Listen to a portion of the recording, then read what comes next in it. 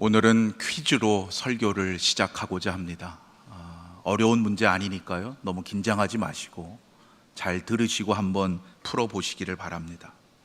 하나님이 보내시는 소식꾼이나 심부름꾼으로 하나님의 계획을 알리거나 하나님의 사람을 보호하는 존재는 누구일까요? 네, 천사입니다. 성경에 보면 구약이나 신약이나 모두 천사가 중요한 역할로 종종 등장하고 있습니다. 구약에서 가장 먼저 등장하는 천사는 누구에게 나타났을까요? 구약의 이야기들을 한번 떠올려 보시면 아브라함에게 가장 먼저 나타났습니다. 창세기 18장에 보면 가장 먼저 아브라함에게 두 천사가 나타났습니다.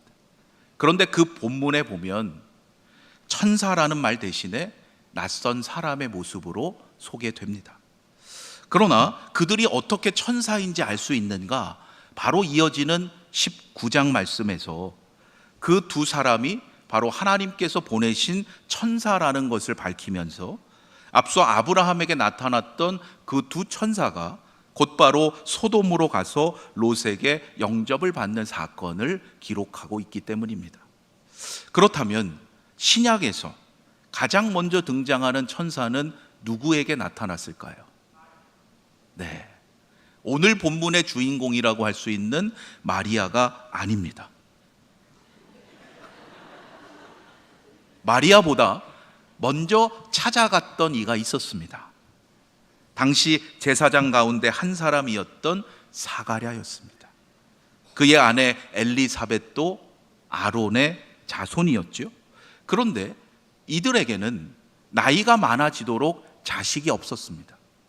어느 날 사가랴가 주의 성전에 들어가게 되었을 때 제사장의 직무를 감당하고 있는데 그에게 천사가 나타났어요. 여러분, 왜 사가랴에게 천사가 나타났습니까? 물론 하나님의 계획이 있으시니까 나타났겠죠. 그러나 성경의 본문에 근거해서 말한다면 이렇게 답을 찾을 수 있어요. 누가복음 1장 13절에서 천사가 이렇게 말합니다. 사가랴여 무서워하지 말라. 너의 간구함이 들린지라. 내 아내 엘리사벳이 내게 아들을 낳아 주리니 그 이름을 요한이라 하라. 세례 요한의 출생에 대한 이야기죠. 왜 천사가 사가랴에게 나타났습니까? 이 말씀에 근거해서 답한다면 사가랴가 간구했기 때문이에요. 뭘 간구했습니까? 나이가 많아지도록 자식이 없는데 이제 안 되겠구나 포기한 것이 아니라 하나님의 계획이 있으시다면 우리에게 자식을 허락해 주십시오. 하나님께 간구했더니 그에게 응답해 주신 거예요. 얼마나 감사한 일입니까? 게다가 요한이라는 이름도 주셨고 앞으로 그에게 맡기고자 하시는 하나님의 놀라운 계획도 미리 알려주셨습니다. 이처럼 구약과 신약에서 가장 먼저 등장하는 천사의 역할에는 공통점이 있습니다. 발견하셨습니까? 나이가 많아서 생리학적으로 불가능한 부부에게 하나님의 계획하심 가운데 아들을 낳을 것임을 알려주는 것이 천사의 공통된 역할이었어요. 여기에는 중요한 영적인 의미가 들어 있습니다. 우리가 보기에 지금 이 세상의 역사가 사람에 의해서 이루어지는 것 같지만 오직 하나님에 의해서 시작되고 이루어지는 하나님의 역사임을 나타내고 있는 거예요. 하나님은 믿음의 조상으로 택하신 아브라함에게 하나님의 계획에 따라서 아들 이삭을 얻게 하심으로써 구약의 역사를 이루셨습니다. 마찬가지로 하나님은 이제 새로운 신약의 역사를 여는 사가랴에게 오직 하나님의 계획하심 가운데 아들 요한을 얻게 하신다는 것을 누가가 우리에게 증언하고 있는 거예요. 누가복음은 이처럼 우리에게 참 중요한 정보들을 제공합니다. 특별히 누가복음 1장과 2장이 전하고 있는 내용을 보면 예수님의 탄생과 어린 시절에 대한 이야기들입니다. 이것은 오직 누가복음에만 들어 있습니다.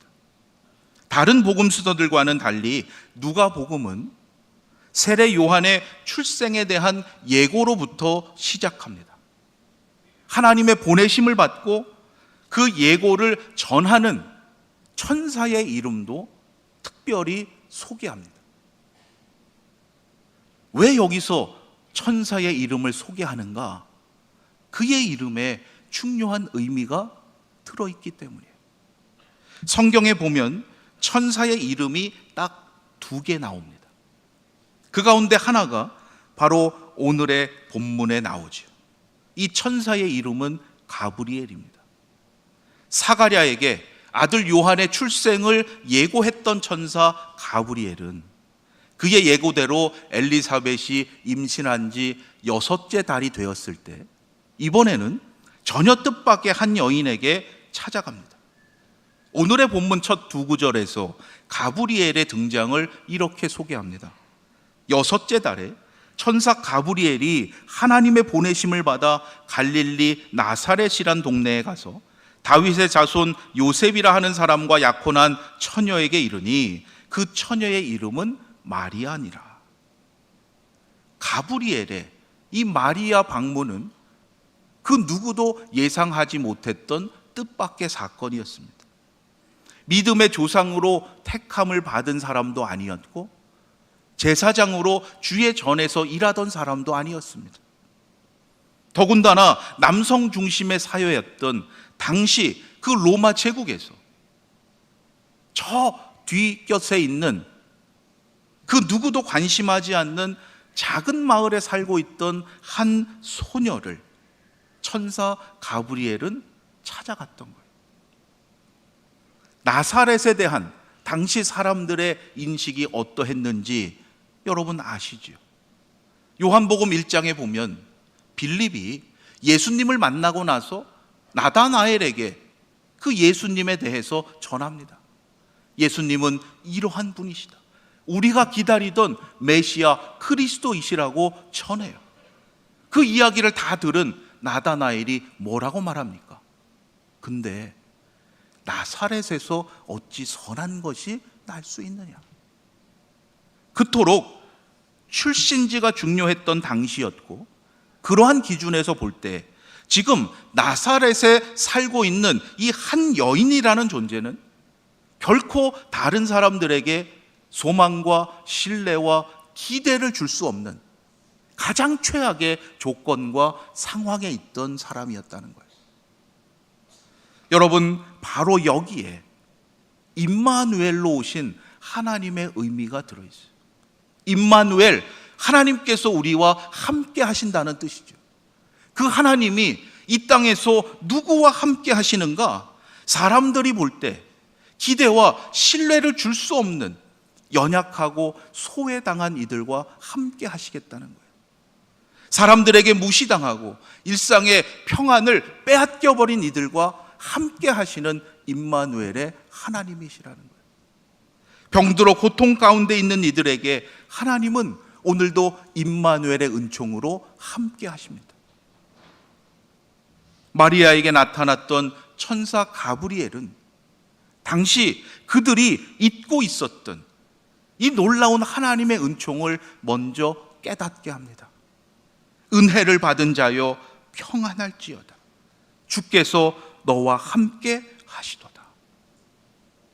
마리아는 자신이 하나님의 은혜를 입은 사람임을 깨닫지 못했습니다. 마리아만이 아닙니다. 그 당시 살아가던 모든 이스라엘의 백성들은 하나님의 백성임을 잊어버리고 하나님의 은혜 밖에 살아가고 있었던 거예요. 이스라엘은 한때 다윗이 통치하고 솔로몬 아래에서 번성했던 강한 나라였습니다. 하지만 하나님께 불순종함으로 말미암아 둘로 분열되었고 때로 하나님께서 부흥과 회복의 기회를 주셨지만 끝내 하나님께로 돌이키지 못하고 두 나라가 모두 망하고 말았습니다. 선지자는 그러함에도 장차 하나님의 계획에 따라서 다윗의 왕국이 회복될 것이라고, 고난의 종으로 오실 메시아를 통해서 이 세상을 구원하실 하나님의 계획을 선포했습니다. 하지만 그 이후 근 400년의 시간이 흐르는 동안 그 말씀에 대한 이스라엘의 기대와 소망은 다 사라지고 말았던 거예요. 선지자들은 예언하기를 멈추었습니다. 더 이상 하나님께서 말씀을 주시지 않으셨습니다. 그 사이에 사람의 힘으로 회복의 소망을 이루어 보고자 하는 사람의 시도가 있었고, 메시아를 기다린다고 하면서 그들 마음대로 메시아에 대한 다른 주장들을 하기도 했습니다. 그래서 신약에 처음 등장하는 이들을 보면 천사가 찾아와서 하나님의 말씀을 전할 때 그 말씀에 대해서 냉소적으로 반응하는 것을 보게 됩니다. 그럴 수밖에 없는 상황이에요.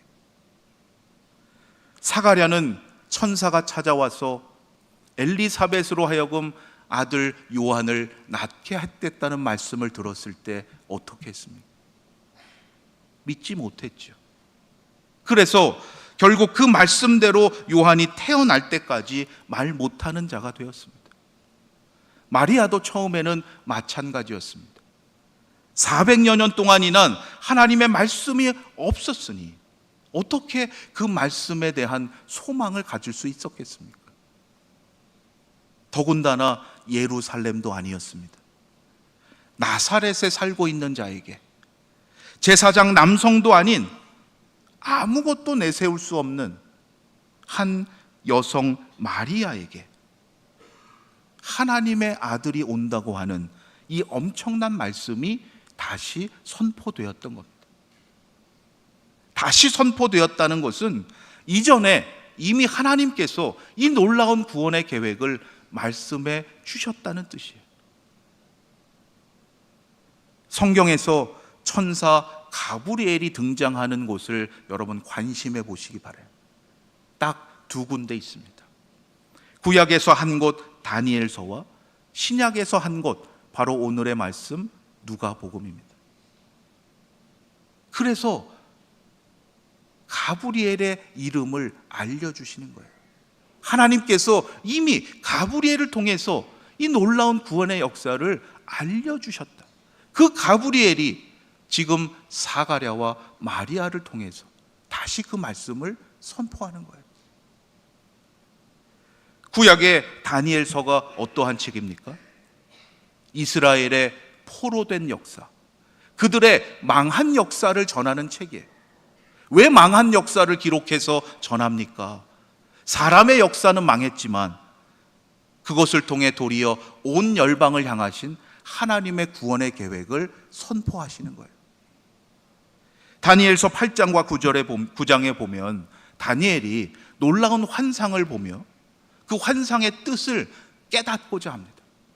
그러나 스스로 깨닫지 못하죠. 그때에 가브리엘이 등장해서 그 뜻을 알려줍니다.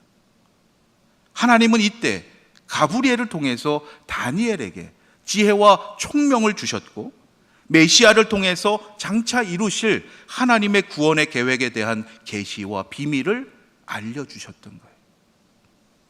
그런데 문제는 그 구원의 계획이 사람의 생각대로가 아니라 400여 년이 지난 뒤에야 다시 선포되고 이루어진다는 거예요. 여러분, 우리의 생각과 경험으로 하나님의 행하심을 함부로 판단해서는 안 됩니다.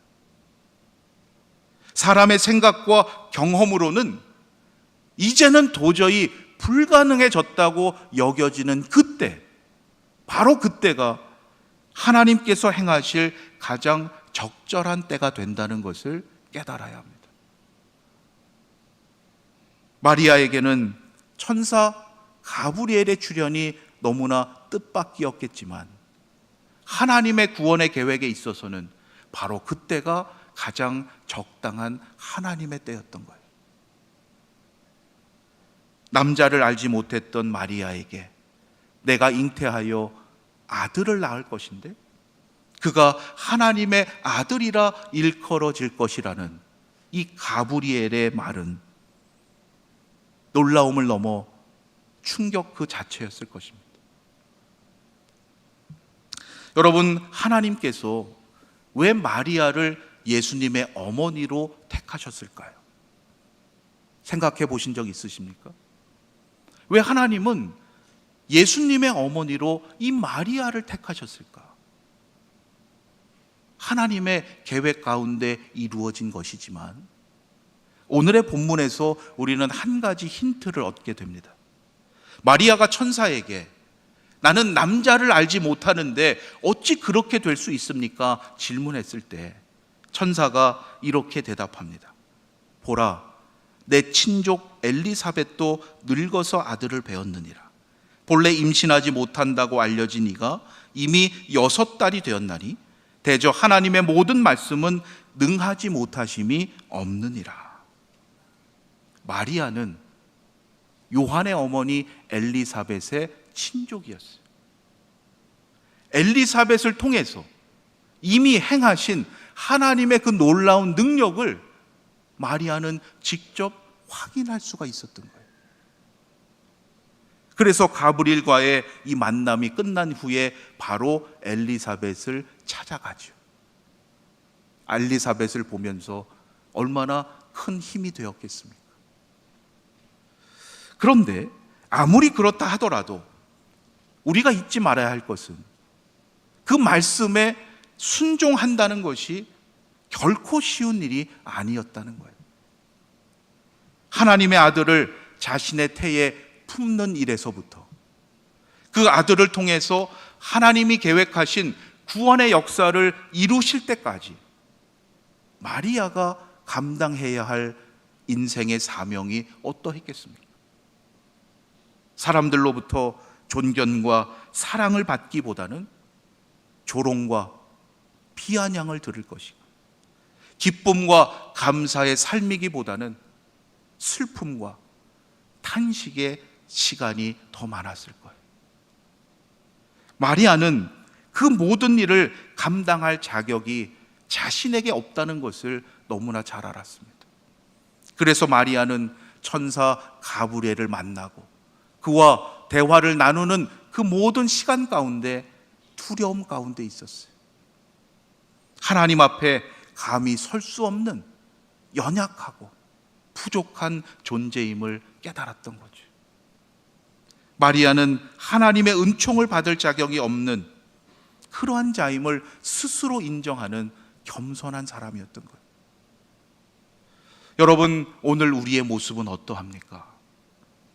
마리아처럼 우리도 전능하신 하나님에 대한 진정한 경외심을 갖고 살아가고 있습니까? 거룩하신 하나님 앞에서 날마다 두렵고 떨리는 마음으로 믿음의 삶을 살아가고 있습니까? 하나님을 믿는다고 하면서도 우리는 때로 하나님을 우습게 생각하고 있어요. 하나님을 진정 두려워하지 않는 것이 오늘 이 시대 우리의 문제일지 모릅니다. 마리아가 하나님의 이러한 특별한 방문을 받은 것처럼 우리도 또한 이미 하나님의 특별하신 택함을 받고 방문을 받은 자들입니다.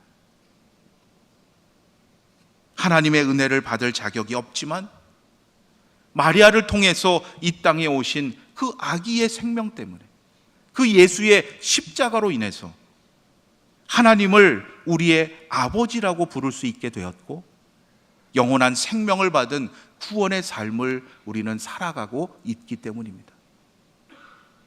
여러분, 날마다 이 놀라운 은혜를 깨닫고 감사하며 살아가는 믿음의 인생이 되시길 주님의 이름으로 축원합니다. 너무나 중요한 삶의 방향과 자세예요. 왜냐하면 우리가 그러할 때 오늘 우리에게 주시는 믿음의 사명을 깨닫고 감당할 수 있기 때문입니다. 마리아는 천사 가브리엘의 설명을 다 듣고 나서 마지막으로 놀라운 믿음의 응답을 합니다. 주의 여종이오니 말씀대로 내게 이루어지이다. 말씀대로 내게 이루어지이다. 하나님께서 주시는 그 거룩한 사명을 감당하겠노라고 하나님 앞에 예하고 대답하는 거예요. 여러분, 이것은 단순한 동의가 아닙니다. 하나님의 계획 가운데 지금 나에게 주시는 하나님의 뜻이라면 앞으로 나에게 다가올 수 있는 어떠한 불이익과 손해도 내가 기꺼이 감수하겠다는 거룩한 믿음의 결단입니다. 마리아는 이제부터 당시 사회에서 여인에게 가장 치명적인 결함이었을 미혼 임신의 수치를 견디어 나가야 합니다. 그녀의 가족들과 친척들, 지인들이 성령으로 잉태했다고 하는 그녀의 말을 믿어주겠습니까? 약혼한 요셉이 그녀와 계속 있을지, 아니면 그 말을 듣고 바로 파혼하고 떠날지 한 치 앞도 알 수 없는 상황이에요. 그러함에도 마리아는 하나님의 뜻에 따라 예수를 낳고 양육하는 그 거룩한 사명을 감당하기로 순종했던 거예요. 우리가 매년 기다리고 축하하는 성탄은 단순한 축제가 아닙니다. 하나님만이 하실 수 있는 이 성육신의 기적을 통해서 하나님의 사랑 안에서 오늘 우리를 부르신 하나님의 뜻을 깨닫고 믿음으로 그 사명을 감당하기로 순종해야 하는 날입니다.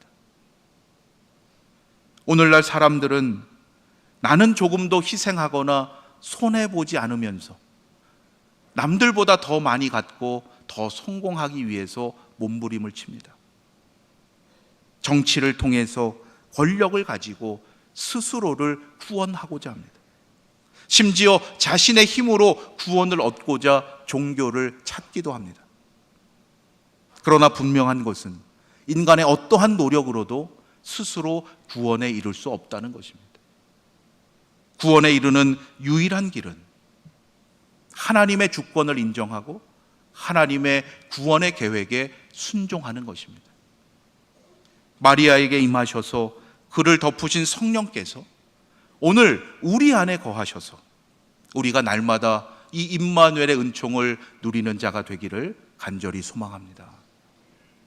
그러할 때 마리아가 고백했던 것처럼 말씀대로 내게 이루어지이다 고백하면서 하나님께서 주시는 그 믿음의 사명을 온전히 감당하는 복된 인생이 될 줄로 믿습니다. 이 놀라운 성령의 역사가 오늘 이때 저와 여러분의 삶을 통해서 혼란과 염려 가운데 있는 이 나라 위에 정의와 공의의 열매로 맺어지게 되기를 주님의 이름으로 축원합니다. 기도드리겠습니다. 말씀대로 내게 이루어지이다. 하나님, 우리의 믿음의 고백 되기를 원합니다. 마리아에게 임하셔서 그를 덮으신 성령께서 이 시간 우리 안에 거하셔서 날마다 임마누엘의 은총으로 살아가게 하시고 하나님께서 주시는 거룩한 사명을 감당할 수 있도록 인도하여 주시옵소서. 그 말씀이 우리의 삶의 능력이 되게 하시고 어떠한 상황 속에서도 정의와 공의의 열매를 맺어가는 성령의 사람 되도록 인도하여 주시옵소서. 우리 주 예수 그리스도의 이름으로 기도드립니다. 아멘.